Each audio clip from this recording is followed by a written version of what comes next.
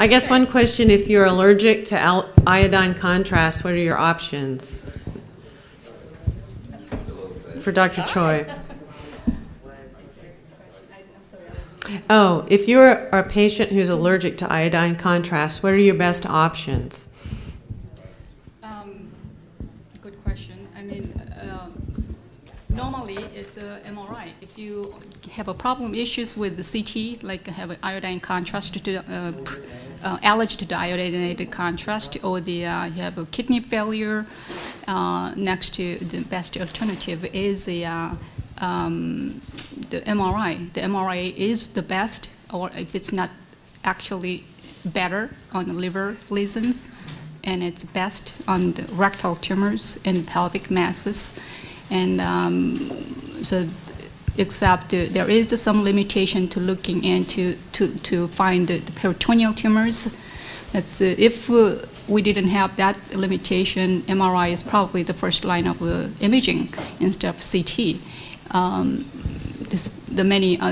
So there is some, but I would think I probably would do the MRI, depending on. I mean, some people might do the PET images, but then again, if you do the PET images, you don't have. If you can do PET CT, yeah, you may not have the anatomic images to. The PET itself has a pros and cons too, so you can't also have a limitation in the peritoneal disease because the normal loop of bowel often is hot, and if you have a small peritoneal tumor next to the loop of bowel, you may not be able to see it. So, in a sense, I think I would choose MR. Yeah. It's actually, in fact, that's the one of the limitation of a PET image is the PET CT. Since if you're at least able to give him oral contrast, that's probably good. If you can't give an IV, because we do PET CT, but CT on PET CT is without contrast, no IV, no oral, no rectal, so it's like a non-enhanced CT. So it's very challenging. And if some institution, I know that they give them all contrast along with the PET. So if you can have that, I think that's good. Except it's going to be very costly if you have to follow up every 3 months. Dr. Choi, is a new patient, or is a patient that's been going through a CAT scan every 3 months, 3, 6, 9, 12, many of us have concern that we're just getting too much radiation. Yeah. Would you give us your take on that? Yeah. I think having a routine CT, I think you're probably okay. You are okay because we are doing practice within the guideline. So we wouldn't. I haven't actually. I mean, I didn't sit down to calculate what exactly radiation dose you're going to have. But now we're developing this new technique and new scanners, thinner sections and hundreds of images, and we are concerning about some of the radiation issues, and we're calculating them. But for having routine CTs, I mean, we don't. No, I don't actually have numbers to prove it. But then we've been doing this I haven't heard any radiation-related issues. Again, the practice is within the guideline of radiation, the safety guideline. So I don't think you would have an issue. Yes, Dr. Choi, what are the criteria for deciding how frequently say after surgery that one has radiation? I mean, it seems the norm is like every 3 months, and then after X amount of time, maybe every 4 months, and then whatever. So are there particular criteria? Yeah, I don't think. Yeah, that wouldn't be my position to answer. But and then there is a NCCN guideline. If you look at it, it's on the website, I believe. They recommend every 3 months for. can remember, for a certain time, and then 6 months, and for 2 years and 5 years, they have this guideline based on their clinical data. So you might want to look into that. Jonathan, probably John would be able to answer the question. So it's not like based on radiology, because in radiology now, I mean, we don't do, that's another reason. I mean, you really don't need early follow-up. Like, you don't have to know how your disease is going tomorrow, so, or next week.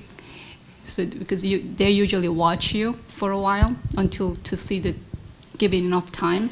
So at least a month nowadays, or 2 months, they will be your first to follow up.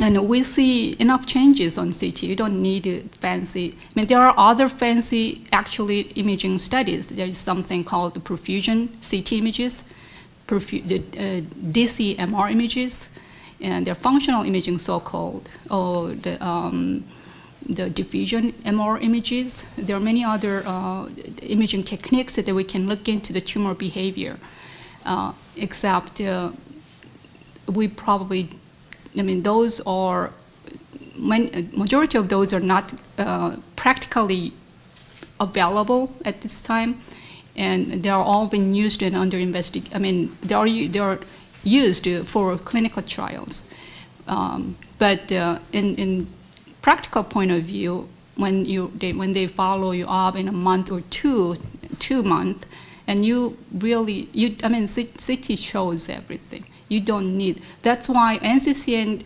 recommends to use PET images. The one situation to use the PET images when you or the clinician needs to make a decision quicker than a month. So I showed you a case that, yes, the CT can also show it very quickly. But those cases that so-called surgically or the marginally resectable tumors, they may be resectable, may not be resectable. They put you at the imatinib. They want to make a decision quicker. Those are the ones they recommend to use the PET, and along with CT. So otherwise, the CT does it. I mean, you more than enough time to see the changes. So. So if for me, I don't have to see it a month or 2 months, but it's depending on your clinical situations. So I think the NCCN guideline writes all that out. Do you know where to find the NCCN guidelines? No. Okay, go to Google and type in nccn.org. And then at their website, you will need to register your name and email address, but that's all free. And once you've done that, click around, explore the various menus that are there, and you will find something that says treatment guidelines, and just as under the guidelines for sarcoma. And it will be a PDF, and it's updated a couple of times a year. So there's a 2009 version 2 out right now.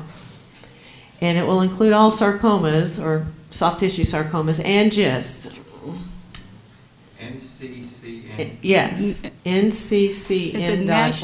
It's a national cancer, and it's network, National Cancer. It's like Comprehensive Cancer Network. It's like, right, National Comprehensive Cancer Network. It's like 21 member institutions. MD Anderson is one of them. Mm-hmm. And then the guidelines are written by key clinicians and researchers in GIST. So you can see that there. But usually they're pretty broad. So if you had a very specific question, I don't think you'll find the answer there. While we're on acronyms, what does RECIST stand for? RECIST. Oh, the response evaluation in a solid tumor, or criteria. REC, yeah, response evaluation criteria in solid tumor. Yeah.